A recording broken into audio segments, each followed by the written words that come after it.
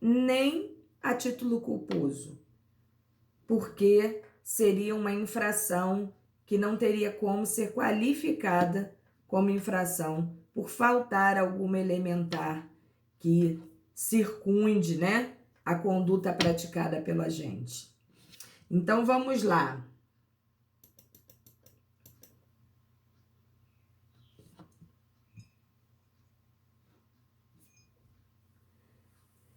Bruno, na verdade, tudo que vai contar nessa situação, primeiro é a intenção dele, né?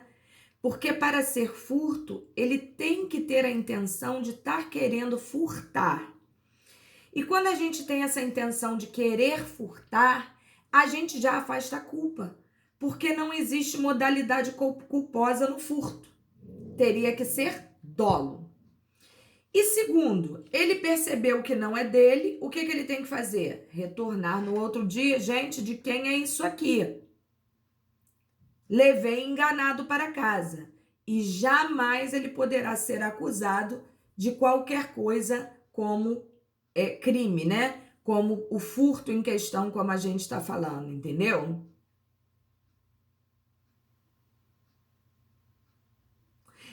Aquilo que a gente pensa, a gente não tem como provar. Mas a atitude posterior é que vai realmente conduzir toda aquela situação ali.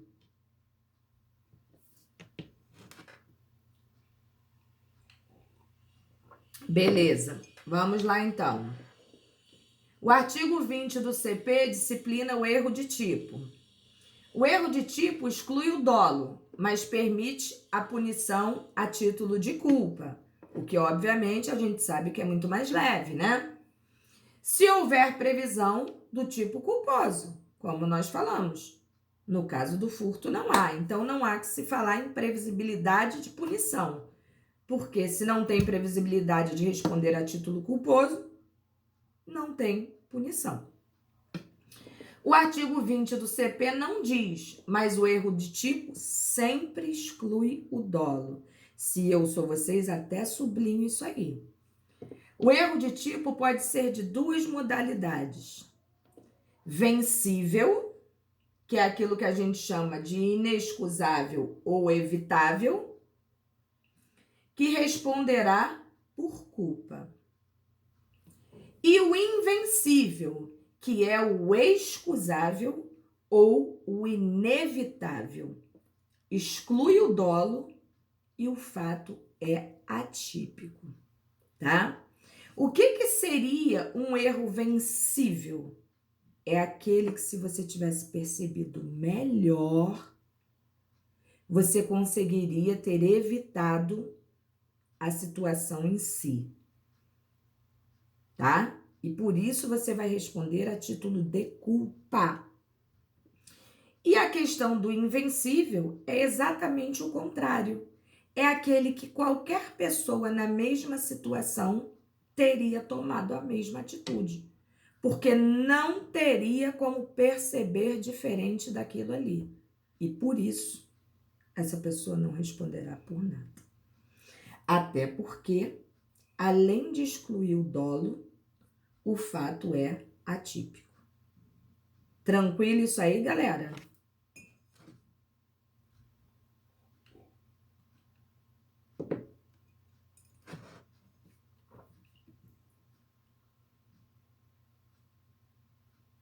Tranquilo? Todos me ouvindo? Beleza. Então, vamos dar continuidade aqui. O erro de tipo vencível ou evitável é a falsa noção da realidade, onde o sujeito, diante daquelas circunstâncias, podia não errar, podia perceber a realidade, né? Foi exatamente o que eu acabei de falar para vocês aqui. Bastava ele ter tido mais, diligenciado mais, né? Percebido, ter tido assim, um cuidadinho a mais que ele poderia ter evitado aquela situação.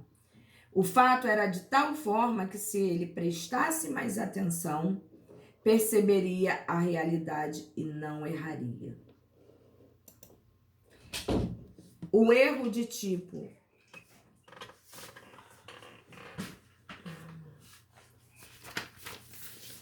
O erro de tipo invencível ou inevitável já é bem diferente desse que nós acabamos de explicar aqui, né?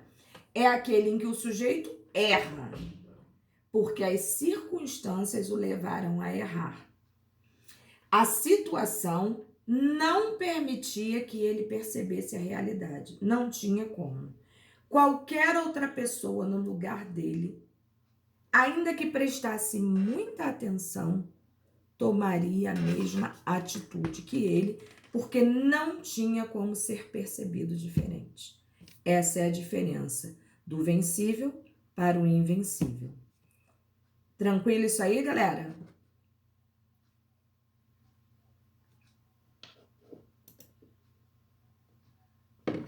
Esse negócio de tranquilo, estão entendendo? Isso é um saco, né?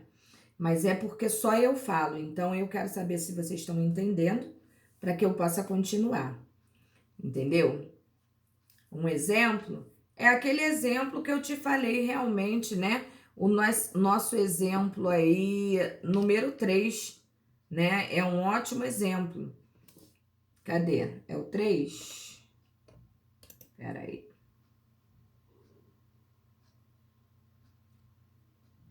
Ah, não, é o exemplo 2 aí, ó. Do caçar animais, né? Nós estamos aqui, fomos juntos, combinamos, colocamos a armadilha em pontos estratégicos, falamos um com o outro que a primeira vez que a armadilha fizesse pá, que nós atiraríamos em cima. Não. Isso é invencível, né, Regina? Porque para analisar, quem imagina que depois disso tudo combinado e a armadilha faz assim, você vai atirar e em vez de um animal, tá o seu amigo na armadilha. Qualquer pessoa de diligência normal, né, mediana, vamos colocar assim, perceberia o quê?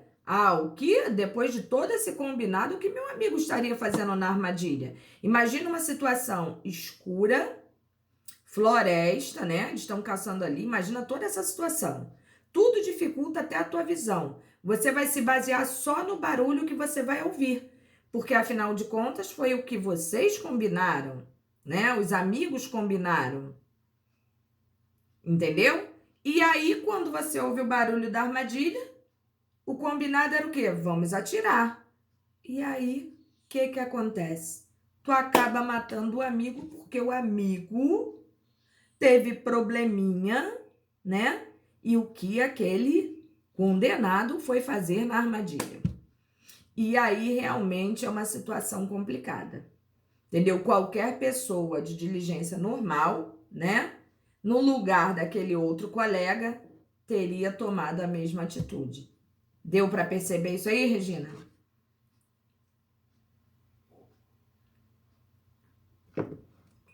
Valeu.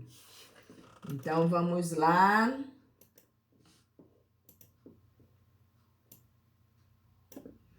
Bom, aí entramos no delito putativo por erro de tipo, né? Tava tudo muito fácil e agora vai ficar mais fácil ainda, porque isso também é muito fácil, né? Porque a gente sempre faz a brincadeirinha, né? Tava tudo muito fácil, vamos dar uma dificultada, mas aqui não é o caso, tá?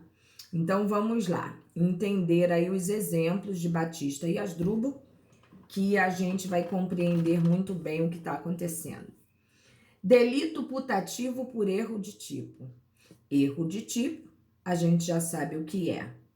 Erro também, né? Erro, falsa percepção da realidade. No erro de tipo, a pessoa não quer praticar um crime.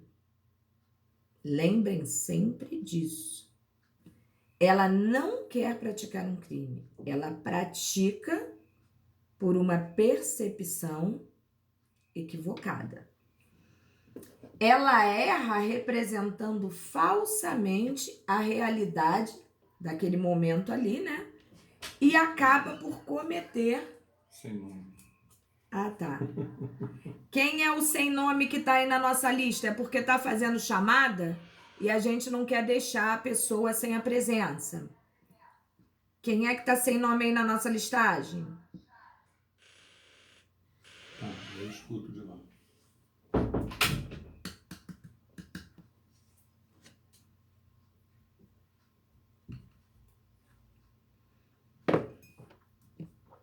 Não tem como falar?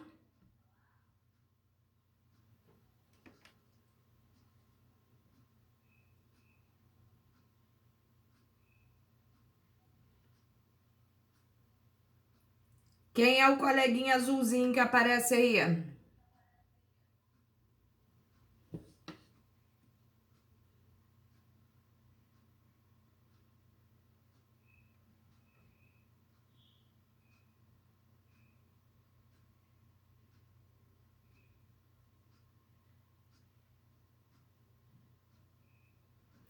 Bom, gente, se não falar, vai ficar com falta.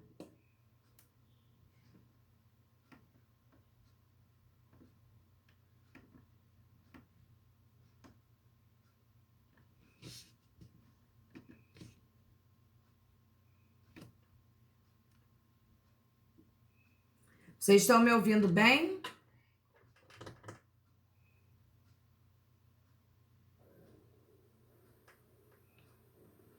Ok. Bom, então o colega que está sem nome, lamentavelmente, Emanuele Fernandes. Valeu, Emanuele. Valeu. É só para ganhar presença mesmo. Vamos lá. Então, gente,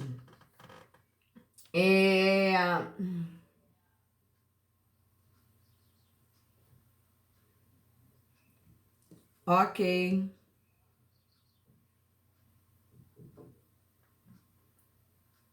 Beleza. Vamos lá. No delito putativo por erro de tipo, a pessoa quer praticar um crime. Ela erra e acaba não praticando crime algum. Então, já vimos a diferença. Na questão do erro de tipo, a pessoa não quer praticar o crime. Na questão do delito putativo por erro de tipo, ela quer praticar um crime. Então, vamos lá. Exemplo. Batista quer matar Asdrúbal e o encontra deitado no banco da praça. Olha que maravilha, né? Eu quero matar a pessoa e ela tá ali me dando molinho. Batista atira contra Asdrúbal, querendo o matar. O que Batista não sabia é que aquela criatura já estava morta. E aí, gente, como é que é isso? Como é que faz para matar quem já está morto? O delito putativo por erro de tipo é sempre uma hipótese de crime impossível. Nunca mais esqueçam disso. É modalidade de crime impossível. Disciplinado no artigo 17 do CP. Dá para matar quem já está morto, gente? Tem como eu matar uma pessoa 2 vezes?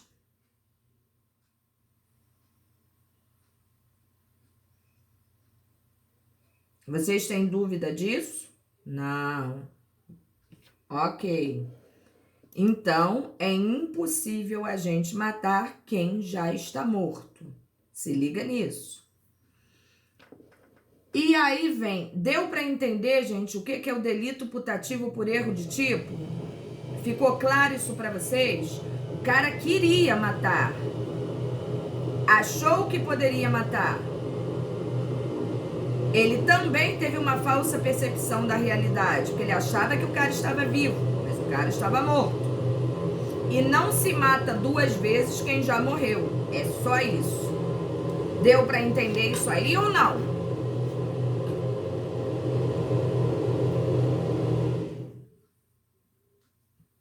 Sim. Ok. Então vamos lá. antijuridicidade ou ilicitude, né? Artigo 23 do CP. Conceito, isso daí nós já vimos, né? É só uma pequena revisãozinha para a gente fechar nosso material. Inclusive, foi o mesmo tipo de trabalho que vocês fizeram para P1. Eu pedi que vocês fizessem esse trabalho, já não foi à toa. Mesmo tendo tido a vontade, Regina, porque é impossível você matar quem já está morto. O que inviabiliza, né, você responder pelo crime que você tanto queria praticar. É meio complicado, né? Mas é isso aí mesmo. Até porque, como é que a gente faria para condenar uma criatura dessa se quem matou não foi ela, né? E a gente deixaria um outro possível homicida livre de toda e qualquer situação.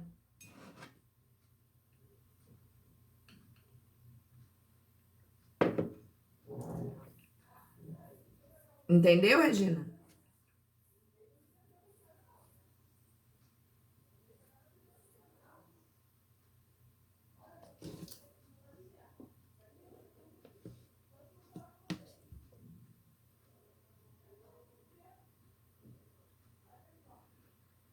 Bruno, acho que você tem que começar a escrever para série de TV. CSI, entendeu? Law and Order, vai pra lá porque tu vai ganhar dinheiro. Eu tô entendendo, aí seria uma coisa de ter que provar mesmo, né, Bruno? Entendeu? Existem pessoas que planejam de tal forma que parece ser uma coisa que não é, né? Mas aí seria uma outra situação. Na verdade, não há como cometer um crime, né? De homicídio, pelo menos, se a pessoa já está morta. A gente não pode esquecer disso. Em direito penal, qualquer prova que a gente vai fazer, isso que o Bruno fez é muito legal, porque incentiva o seu raciocínio jurídico, né? A sua cabeça fica girando. Mas para a prova, muito cuidado com o se. Na prova, atentem-se para a pergunta que lá está. Esqueçam o se. Pratiquem o se mentalmente quando vocês estiverem lendo material, lendo algum livro que possa traduzir a sua resposta, entendeu? Mas na prova, cuidado com o se. Ok, gente?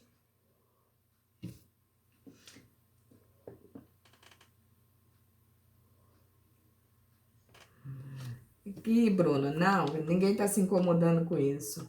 Então, vamos lá. Conceito aí, ó. É um juízo de valor negativo que recai sobre a conduta típica, que contraria as exigências do ordenamento jurídico. O ordenamento jurídico protege alguns bens, por isso se diz que alguns bens são penalmente tutelados. Vejam que nós já falamos sobre isso, né? E alguns bens penalmente tutelados, que me vem à cabeça aqui, patrimônio, vida, liberdade, honra, não é isso? E aí, ó, liberdade sexual, integridade física, né? Entre tantos outros que a gente sabe que existem. Para que exista crime, é necessário que a conduta seja típica e antijurídica, ou ilícita. Lembram disso também? Que o conceito de crime que nós principalmente estudamos, né? Que é o terceiro conceito analítico de crime, nos traduz esta regra aí, né? Faltando tipicidade ou ilicitude, não haverá crime. Nós também falamos sobre isso. A ação típica traz em si um indício de ilicitude, uma presunção de antijuridicidade. Alguém tem dúvida quanto a isso aqui, gente? A questão do o que é crime? Como se conceitua crime? Alguém ainda tem dúvida quanto a isso?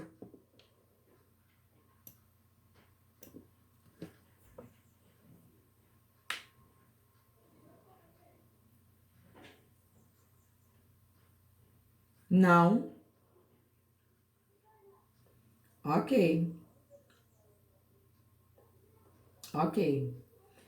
E aí nós entramos, só para não esquecer, nas causas de exclusão da ilicitude, que a gente sabe que as exclusões de ilicitude, como vocês tanto estudaram para P1, tanto fizeram pesquisa para P1, né? Tanto fizeram conclusão para P1, a gente sabe que são o quê? Normas de caráter justificantes, que são aquelas que justificam o ato praticado por nós, para que se esclareça de maneira lícita a atitude praticada naquelas condutas ali, né? Então é como se justificasse o ato praticado por nós.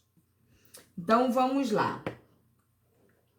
Quanto à antijuridicidade, é afastada quando a gente pratica, né, uma das causas justificantes aí.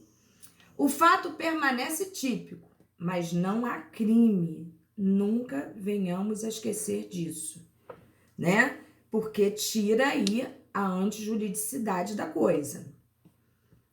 A conduta será típica, mas lícita, porque justifica-se o ato praticado. Pode ocorrer ainda que uma conduta atípica seja ilícita. É o caso do suicídio. Alguém já viu alguém ser punido porque se suicidou? Não, não tem nem como, né, gente? Mas fato é que o fato praticado é ilícito. No entanto, é atípico porque não tem sequer como punir o cidadão porque ele está morto.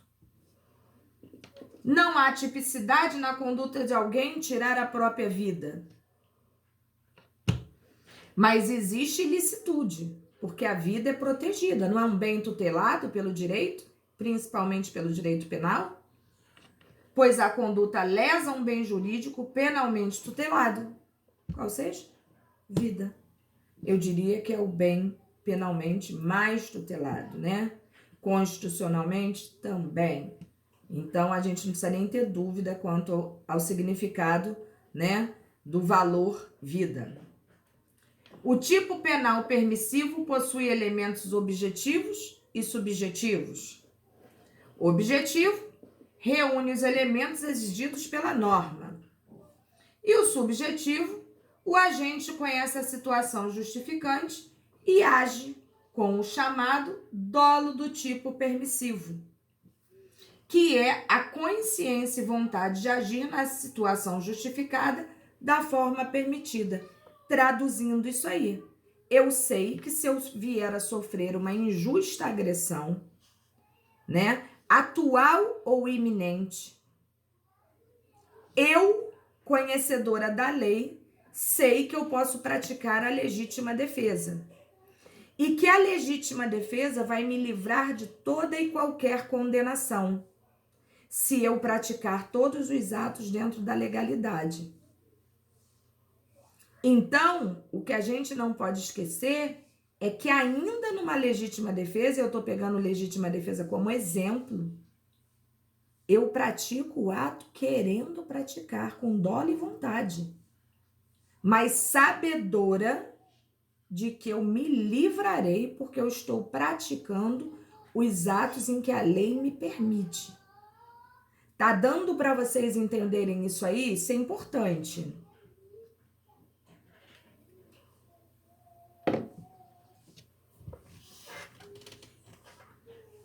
Deu? Ok.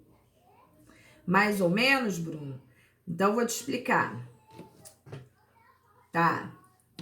Quando, Bruno, você pratica uma legítima defesa, vamos supor que você, para se defender, você tenha que matar a pessoa. Você vai matar a pessoa.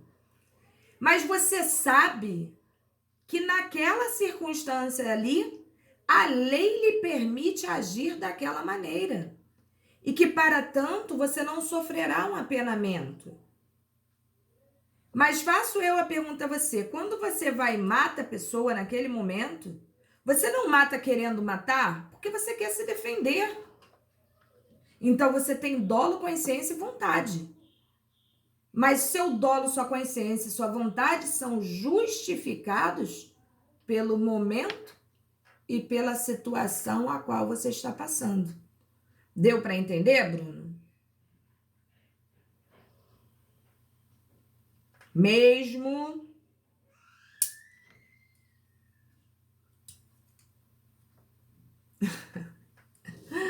Ok. Não pode ter excesso, né? Qualquer uma das situações de excludentes, né, de ilicitude, o excesso será punido.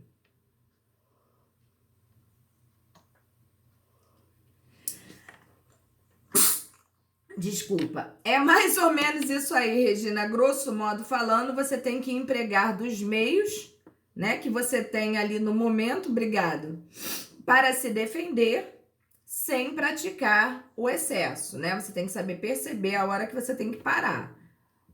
É isso aí.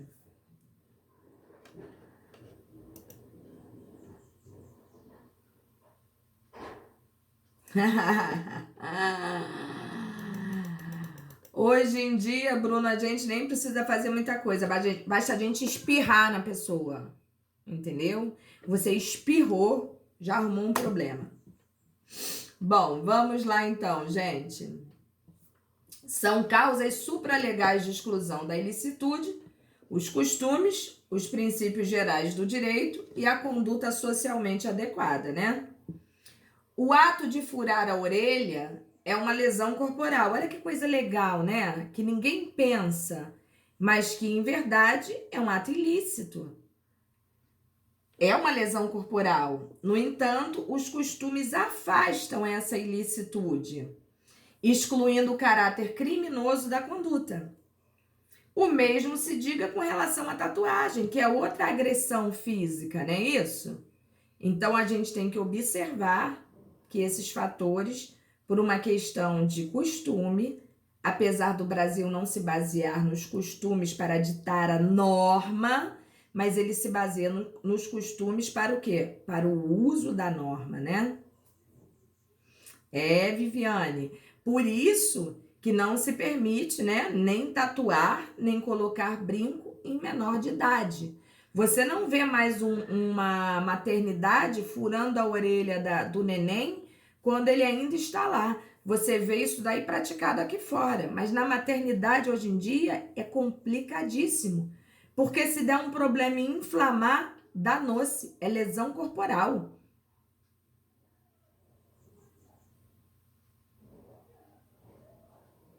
Sim, sim.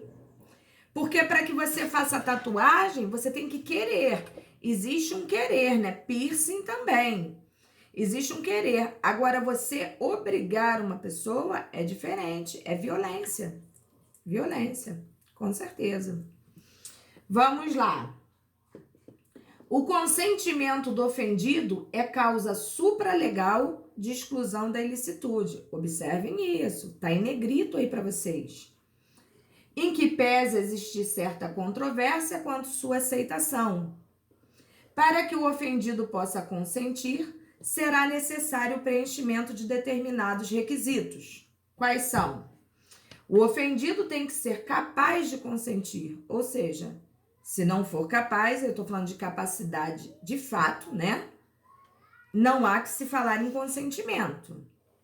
Há controvérsia na doutrina quanto à idade em que o ofendido se torna capaz de consentir, porque para uns, o relativamente incapaz, em determinadas situações, pode consentir.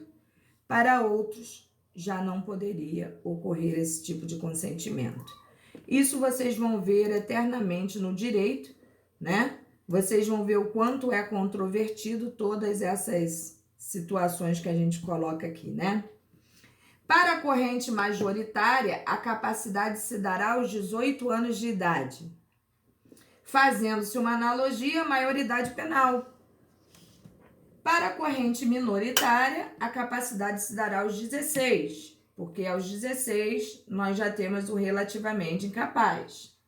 Fazendo-se analogia à capacidade relativa do Código Civil. Até porque, né, é nesse período aí em que a pessoa pode, inclusive, se emancipar. O bem jurídico tem que ser disponível. O que é isso, né? Disponível é disponibilidade.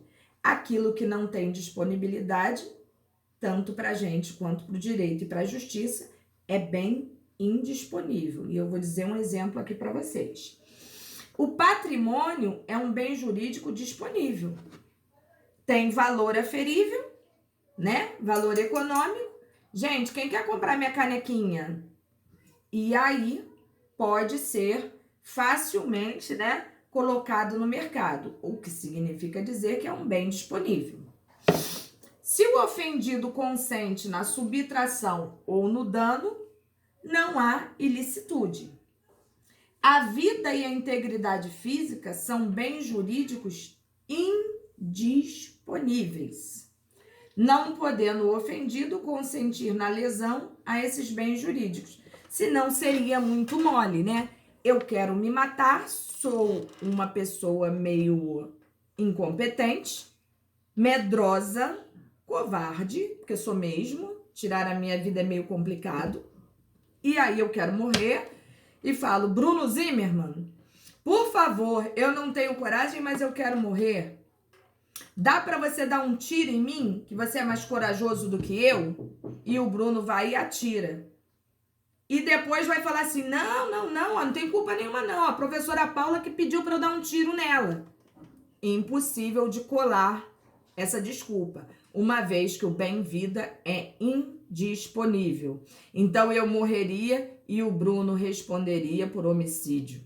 Olha que problema, né? Então fiquem ligados nisso aí. O bem tem que ser disponível, tá? É como eu querer, por exemplo, né, negociar a lua. A lua é disponível? Não. Então, só para ilustrar, né, aquilo que a gente está falando aqui.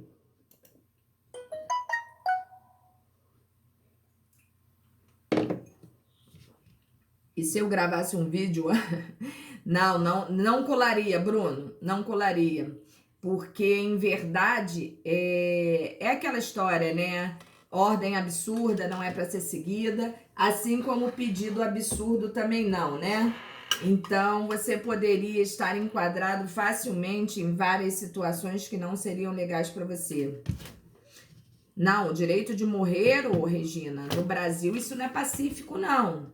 Entendeu? Existe essa discussão aí que é severíssima, tanto é que aqui nem se aceita essa questão da eutanásia, né?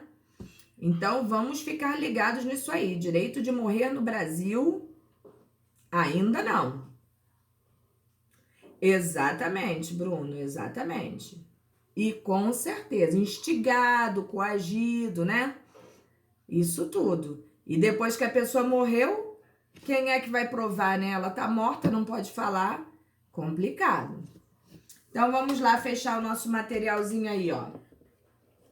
Outras vezes, o consentimento do ofendido não é causa de exclusão da ilicitude, mas causa de exclusão da tipicidade, o que é bem diferente, né? Quando ocorre exclusão da tipicidade, não será analisada a ilicitude, porque também não ocorrerá o crime. Quer dizer, também não. Na ilicitude, o crime ocorre, só é considerada a prática lícita, né? É uma justificante. Nesta situação aqui, não, tá? Quando ocorre exclusão